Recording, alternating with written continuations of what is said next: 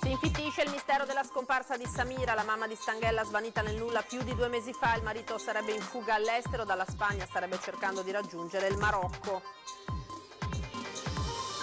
Un cittadino cinese è ricoverato all'ospedale di Legnago dopo essere stato accoltellato dalla moglie all'interno del bar che la coppia gestisce a Castagnaro, nel Veronese. I 2 ubriachi avevano litigato. Ha salvato la vita a un bambino di 6 anni veronese su una seggiovia in Trentino. Questo è il racconto del medico Michele Pagliaro, dermatologo al San Camillo di Treviso, eroe per un giorno. 66enne di Maserada sul Piave nel Trevigiano stroncato da un infarto per strada, l'accusa del figlio colto da malore dopo aver litigato con il responsabile del furto della mia bicicletta. Sono concentrate sugli ambienti dell'estrema destra le indagini dei carabinieri dopo l'aggressione a San Marco dell'ex deputato Arturo Scotto. I militari stanno visionando le telecamere sparse nell'area attorno alla piazza. Presentato nelle ultime ore utili dai vertici dell'ex Miteni il piano di bonifica dell'area dalla quale sarebbe scaturito l'inquinamento da PFAS delle falde. Ora lo vaglieranno regione e provincia. Un grosso cinghiale avvistato e fotografato per strada tra Mogliano e Mestre. Sempre più esemplari si spingono fino alla pianura e agli automobilisti viene raccomandata prudenza. Una buona giornata, ben ritrovati con la prima edizione dei telegiornali di Antenna 3. Partiamo dunque dal mistero della scomparsa di Samira, la mamma 43enne marocchina svanita nel nulla più di 2 mesi fa da Stanghella a Padova, perché il mistero si infittisce, il marito sarebbe in fuga all'estero. Sarebbe in fuga in Spagna per arrivare in Marocco. È la nuova pista seguita dai carabinieri che ormai da 2 giorni stanno cercando Mohamed Barbri, il marito di Samira El Attar, la mamma di Stanghella, scomparsa nel nulla dal 21 ottobre scorso. L'uomo dai primi di dicembre è indagato per omicidio e occultamento di cadavere della moglie. Nonostante ciò non era sottoposto a nessuna misura restrittiva. La mattina del 31 dicembre ha affidato la figlia di 4 anni alla suocera e alla zia della moglie, arrivate dal Marocco per conoscere la verità su Samira, ed è uscito in bici. Da allora più nessuna traccia se non quella del suo cellulare che ha agganciato una cella nel comune di Stanghella lungo la strada statale e poi è stato spento. Secondo gli investigatori che hanno subito bloccato il passaporto dell'uomo, Mohamed Barbri sarebbe riuscito ad espatriare prima in Francia e poi in Spagna, tutte tappe verso il Marocco, suo paese d'origine. Escluse invece le ipotesi di suicidio o di una faida familiare. L'uomo infatti si è allontanato in bicicletta e poi potrebbe essere stato aiutato da qualcuno a raggiungere il confine. Intanto la piccola figlia, che da 2 mesi chiede della mamma, è stata affidata alla nonna Malika, la mamma di Samira, arrivata a Stanghella durante il Natale per conoscere la verità. I servizi sociali del comune stanno monitorando la situazione. Sicuramente non ce l'aspettavamo nessuno, infatti anche il giorno prima avevamo parlato, ci eravamo confrontati perché i servizi sociali del comune sono sempre in contatto con loro. Noi stiamo continuando a monitorare come abbiamo sempre monitorato la situazione da quando è scomparsa la mamma. In questo momento la bambina è comunque con la nonna, quindi con un parente prossimo di cui se ne sta prendendo cura. Siamo andati anche ieri a controllare e a parlare con la signora. La bambina proseguirà come prima la scuola, c'è anche la comunità di Solesino musulmana che è molto attiva in questo. Un cittadino cinese invece è ricoverato in gravi condizioni all'ospedale di Legnago, siamo nel Veronese, quindi dopo essere stato accoltellato dalla moglie, una connazionale, all'interno del bar che la coppia gestisce a Menà, frazione del comune di Castagnaro, al confine tra la Bassa Veronese e la provincia di Rovigo. Secondo quanto riferito, questa notte all'interno del bar sarebbe scoppiata una lite tra i 2 coniugi e la donna avrebbe colpito al ventre il marito con un coltello da cucina con una lama di 6 centimetri. Entrambi al momento dell'intervento dei sanitari erano ubriachi, lei è rimasta ferita tra l'altro alla mano, l'uomo è stato sottoposto a un intervento chirurgico ma non sarebbe più in questo momento in pericolo di vita. Ed è mancata la mamma di Isabella Noventa, 87 anni, si è spenta Ofelia Rampazzo. È morta senza conoscere la verità, senza sapere dove si trovi il corpo di sua figlia. È mancata a 87 anni Ofelia Rampazzo, mamma di Isabella Noventa. La signora si è spenta il 30 dicembre dopo una breve malattia. L'anziana, che abitava ad Albignasego nella stessa casa dove viveva Isabella, non si era mai rassegnata al tragico destino della figlia e aveva lanciato, anche tramite i nostri microfoni, appelli ai suoi assassini chiedendo di avere una tomba su cui piangerla. Isabella Noventa era scomparsa la notte tra il 15 e il 16 gennaio del 2016. Per il fatto vennero indagati e poi condannati a 30 anni i fratelli Freddy e Deborah Sorgato e a 16 anni la tabaccaia Manuela Cacco. La salma di Isabella non è mai stata recuperata.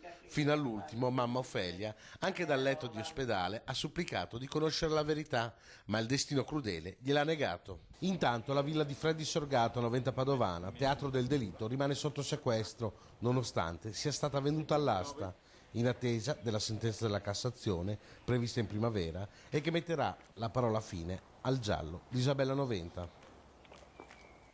Un'altra storia di cronaca, questa volta a lieto fine, ha salvato la vita a un bambino di 6 anni veronese su una seggiovia in Trentino. Sentiamo il racconto del medico Michele Pagliaro, dermatologo all'ospedale San Camillo di Treviso, eroe per un giorno.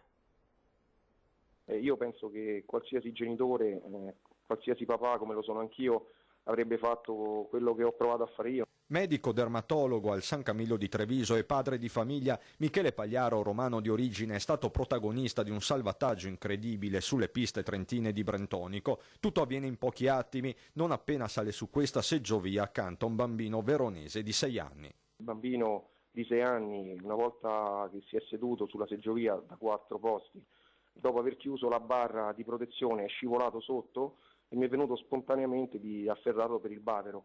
In quel momento chiaramente ho cercato anche di allertare le seggiovie gridando, purtroppo non sono riusciti a sentire, allora ho detto dentro di me, non so come, però mi è venuto da pensare al fatto che bisognava tutelare al massimo la vita del bambino. Pagliaro a questo punto fa appello alle sue migliori energie, per 4 interminabili minuti lo trattiene per il bavero della giacca. Quindi ho cercato di tenerlo il più possibile finché non arrivavo al punto più basso, perché ho detto lo lascerò nel punto più basso dove siamo pochi metri, male che va, avrà una frattura, avrà qualcosa e così è andata, piuttosto che tenerlo fino a su non ce l'avrei fatta.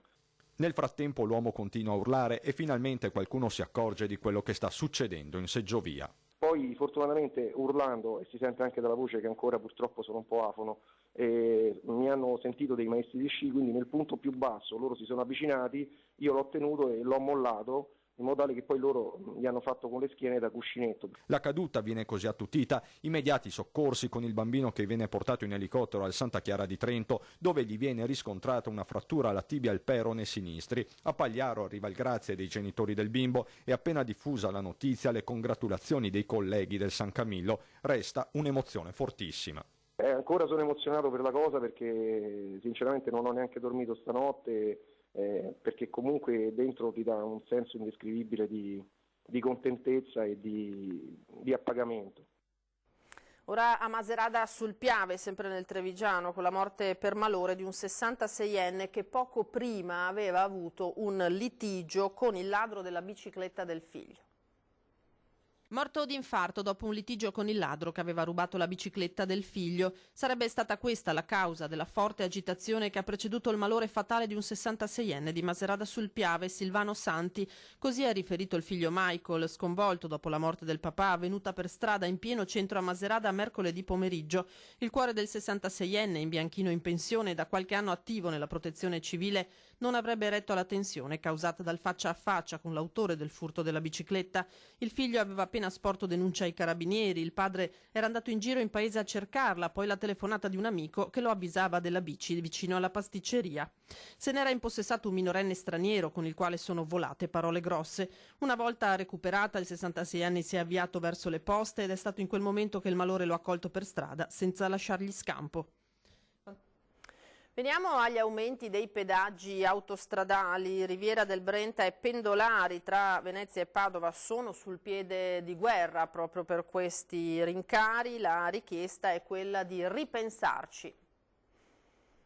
A Anno nuovo, nuovi rincari, a partire dall'ennesimo aumento della tariffa del tratto autostradale Padova Est Venezia Mestre, che passa da 2,80 € a 3 euro. Furioso il comune di Dolo, dove confluiscono la maggior parte degli automobilisti per evitare di pagare una cifra così elevata. Immaginare che un pendolare per 5-6 giorni alla settimana spenda 6 euro per spostarsi da Padova Est a Mestre e viceversa, insomma è evidente come questa misura sia disincentivante per l'utilizzo della viabilità autostradale. Di conseguenza si cercano soluzioni alternative che inevitabilmente colpiscono la riviera del Brenta. Ci avevano detto all'epoca del passante che questo dovesse essere temporaneo, invece ormai è lì stabile.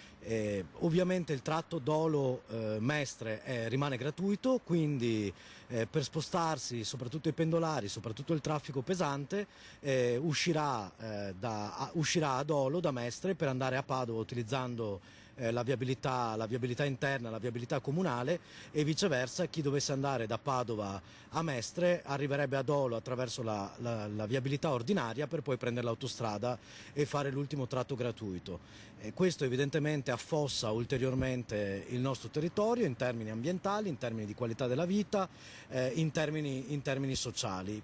Si fa presto poi a dire che i comuni devono combattere l'inquinamento, devono fare le ordinanze, devono impedire con i pochi vigili a disposizione magari il traffico pesante, e poi dall'alto, dalla regione, vengono compiute scelte di questo tipo che di fatto inficiano tutto il buon lavoro che potremmo fare. Ci troveremo la Riviera del Brenta, terra turistica, terra di ville venete, terra per la quale ogni amministrazione comunale si sta impegnando per una sua valorizzazione, per un aumento della qualità della vita, invasa da tir e auto di passaggio di pendolari che comprensibilmente eviteranno di fare l'autostrada. Il messaggio è chiaro.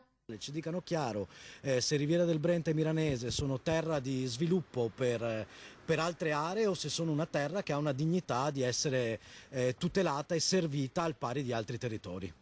Bisogna immediatamente revocare questi aumenti di pedaggio autostradale che comporterebbero quanto ci siamo detti e riaprire subito il dibattito per il casello della Riviera. Se così non sarà, residenti e pendolari saranno pronti a mettere in atto una protesta eclatante. E sono concentrate sugli ambienti della destra le indagini dei carabinieri relativamente all'aggressione a Venezia la notte di Capodanno all'ex deputato Arturo Scotto da parte di un gruppetto di persone che inneggiava al Duce e insultava Anna Franchi. I militari stanno inoltre visionando le telecamere sparse nell'area attorno a Piazza San Marco, intanto lui, Scotto, dice bisogna denunciare questi episodi. Ero insieme a mia moglie e mio figlio di 14 anni in piazza, come migliaia di cittadini, in una splendida cornice, quella di Piazza San Marco. Un gruppetto, una squadraccia di ragazzi urlavano slogan antisemiti su Anna Frank e inneggianti al Duce. Un comportamento che Scotto, cofondatore di Articolo 1, non ha gradito e alla richiesta al gruppetto di 8 ragazzi tra i 20 e i 25 anni di smetterla non solo hanno rincarato la dose ma sono passati alle mani. Mi sono beccato qualche cazzotto in faccia. Con me anche un ragazzo e adesso stanno emergendo altri testimoni che hanno provato a dividerci, hanno provato a intervenire e si sono beccati anche loro le mazzate. Gli aggressori poi a volto coperto sono fuggiti. Scotto ha denunciato l'accaduto ai carabinieri. Le forze dell'ordine e la magistratura stanno facendo indagini approfondite, ci sono i nastri. Prima che vengano presi direttamente, il consiglio che do, l'invito che do anche ai loro genitori è quello di chiedergli di andarsi a costituire di fronte alla legge. Non possono scappare. In questo paese, per fortuna, c'è una Costituzione che dice chiaramente che la Repubblica Italiana è antifascista e che la vergogna e le leggi razziali non può essere più ripetuta. E dunque io penso che sia giusto, importante e decisivo provare a dare un segnale nessuno deve più tacere di fronte a questi episodi. Bisogna reagire, bisogna denunciare, non si può offendere la memoria di chi è morto nei campi di concentramento. Penso che sia importante questo e per questo ho denunciato. Molti messaggi di solidarietà a Scotto e alla sua famiglia dopo questo episodio. Dal patriarca Moraglia, che ha parlato di tristezza e indignazione, alla Presidente del Senato Casellati, che l'ha definito intollerabile per un paese civile, e ancora sindacati, giornalisti. Sono tutti segnali di una trasversalità di tutte le forze politiche. Ora bisogna passare dalle parole agli esempi, bisogna respingere questa ondata. Bisogna dare un segnale chiaro che il fascismo non passerà. Ora torniamo sull'inquinamento da PFAS presentato dalla proprietà, l'ultimo piano per la bonifica dell'area ex Miteni. E alla fine è arrivato. I vertici proprietari della ex Miteni hanno atteso proprio le ultime ore dell'ultimo giorno utile per presentare il piano di bonifica dell'area di quello che era lo stabilimento produttivo di Trissino. La scadenza perentoria del 31 dicembre 2019 era stata imposta nello scorso mese di ottobre dalla Conferenza dei Servizi per la messa in sicurezza della zona. In considerazione dei tempi già trascorsi e dei risultati dell'analisi dei pozzi della barriera idraulica, le autorità pubbliche avevano concesso un'ultima proroga alla proprietà per aggiornare il documento di analisi del rischio dei suoli e per il progetto di bonifica delle acque di falda. Se fosse decorso inutilmente l'ultimo termine imposto, gli enti avrebbero proceduto con un intervento pubblico sostitutivo in danno ai soggetti responsabili. Il rispetto delle complesse procedure, inevitabilmente in tempi molto lunghi, sono imposti da leggi nazionali. Non è previsto infatti l'immediato intervento dell'ente pubblico nelle opere di bonifica, salvo che non si gestisca l'emergenza in maniera commissariale, come già richiesto al governo dal presidente regionale Luca Zaia. Il piano ricevuto via PEC sarà sottoposto a valutazione entro il mese di gennaio da Regione, Provincia, Comune di Trissino e da tutti gli altri enti coinvolti. Continuiamo a parlare di ambiente, ma sotto tutt'altro aspetto, perché sempre più cinghiali si spingono in pianura e anche sulle strade. Gli ultimi avvistamenti tra Mogliano Veneto e Mestre, ci dice tutto la nostra Ilaria Marchiori. Buongiorno Ilaria. Buongiorno da Mestre. Attimi di paura ieri nel tardo pomeriggio per un grosso cinghiale nero che è stato avvistato nelle campagne tra Marocco di Mogliano Veneto e Mestre, in particolare vicino alla zona del ristorante Al Casonna. Le foto pubblicate sulla pagina Facebook 6 di Mogliano Veneto Se sono state scattate proprio da un moglianese che stava attraversando in quel momento la zona in auto. L'automobilista, fermatosi tra via Parolari e via Rio Moro, ha immortalato il cinghiale proprio mentre usciva da un terreno agricolo e attraversava la strada in tutta calma, proprio da un lato all'altro della carreggiata. Non risultano nella zona, stando a quanto ha riferito la polizia locale, precedenti avvistamenti di questo genere. Il comune di Mogliano ha comunque raccomandato la massima prudenza ai cittadini e agli automobilisti. Da Mestre è tutto, restituisco la linea allo studio. Grazie Ilaria Marchiori, noi ci fermiamo per qualche secondo ma torniamo con altre notizie tra poco.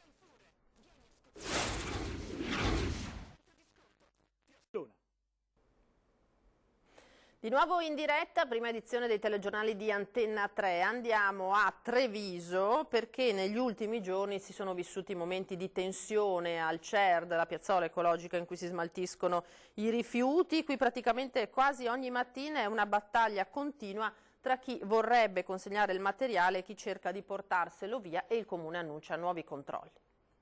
No, ma cosa succede? E questa è la reazione dei cittadini non appena si accende la telecamera durante lo sfogo sulla situazione dei centri raccolta rifiuti di mezza Marca. Cittadini stanchi dell'assedio da parte di piccoli eserciti di stranieri a caccia dell'elettrodomestico da rivendere o da cui estrarre rame o altro materiale pregiato.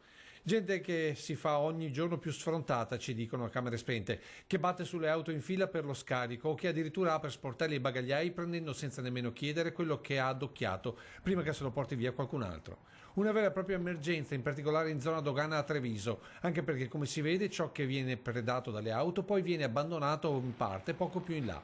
vestiti, televisori, pentole, biciclette, fino ad arrivare a pezzi di mobilio abbandonati per strada. Una situazione insostenibile sulla quale ora interverrà la Polizia Municipale. Abbiamo deciso di intensificare i controlli, per cui le pattuglie passeranno non più una volta al giorno, ma più volte al giorno, in modo tale da costituire una deterrenza per questi comportamenti che abbiamo registrato. Poi c'è chi cede all'intruso anche per evitare la coda con questo rischio. Il codice sui rifiuti prevede fino a 3.000 euro per chi cede a terzi rifiuti anziché portarli secondo quello che è previsto dalla normativa vigente.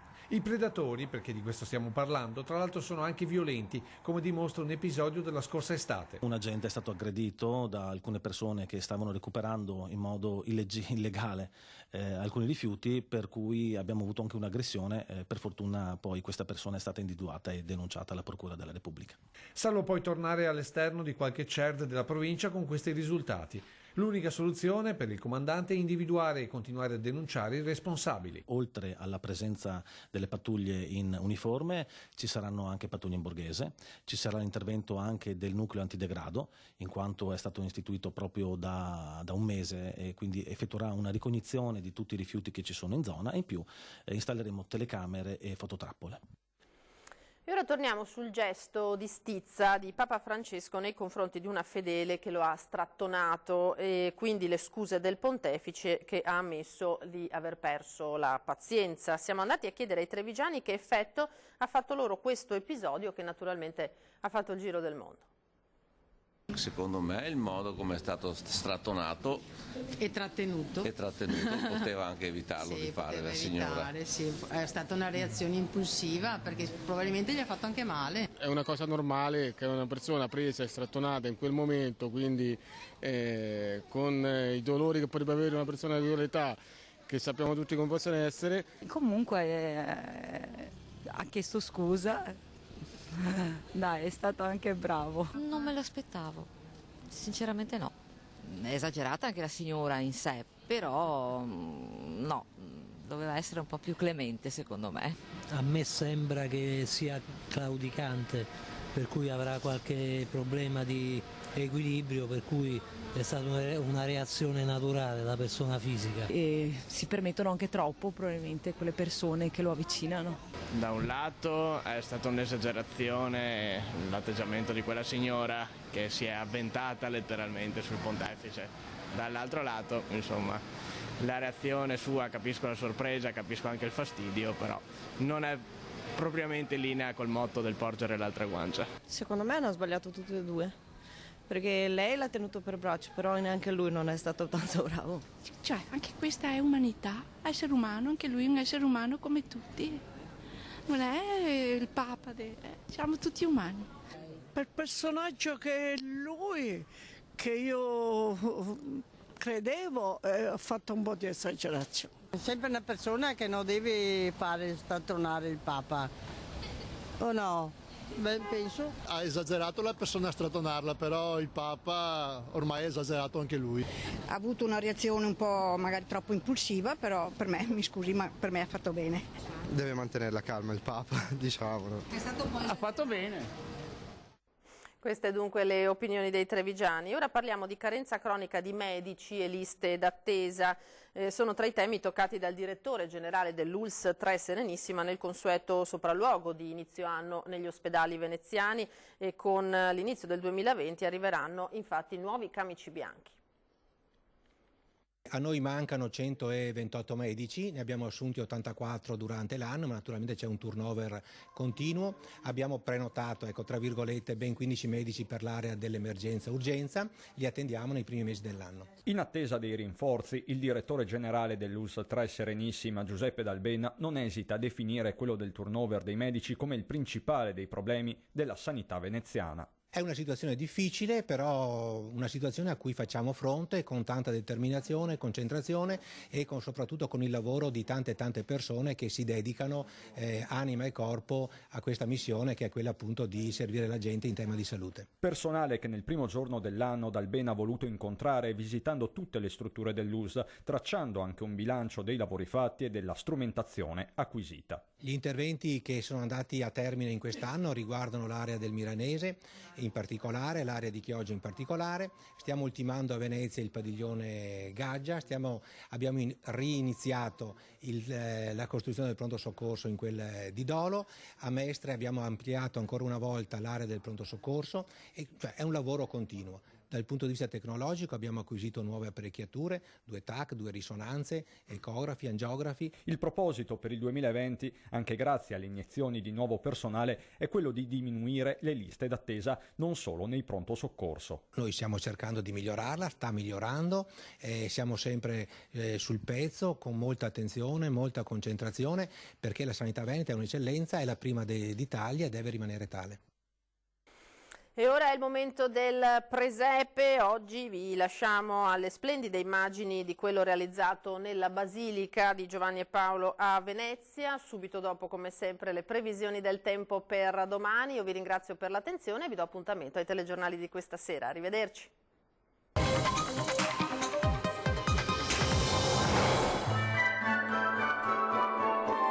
L'idea di questo presepio nasce dal fatto che una persona dice sarebbe bello passare in mezzo al presepio, e da lì è nato tutta questa struttura.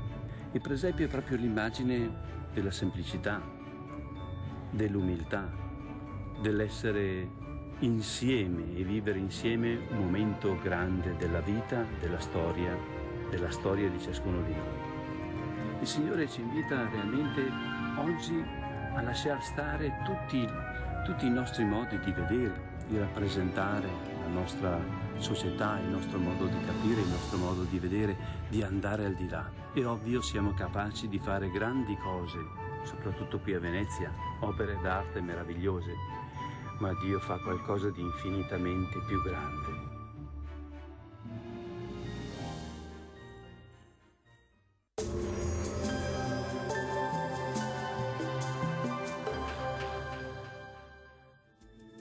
Benvenuti al Meteo.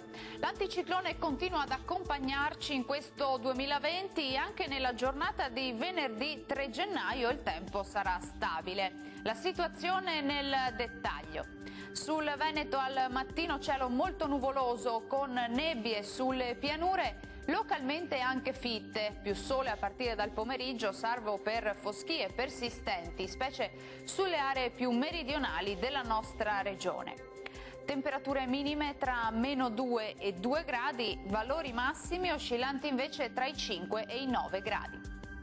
Ci spostiamo ora sul Friuli Venezia Giulia, anche qui il tempo sarà asciutto con ampio soleggiamento e cielo al massimo poco nuvoloso. Temperature minime tra -2 e 7 gradi, massime tra 6 e 8 gradi. Poche novità anche sul Trentino Alto Adige con tanto sole e al massimo con poche nubi a carattere sparso. Temperature minime tra lo 0 e -1 grado, massime tra 10 e 11 gradi. Dal Meteo di Antenna 3 per ora è tutto, grazie per l'attenzione e arrivederci al prossimo aggiornamento.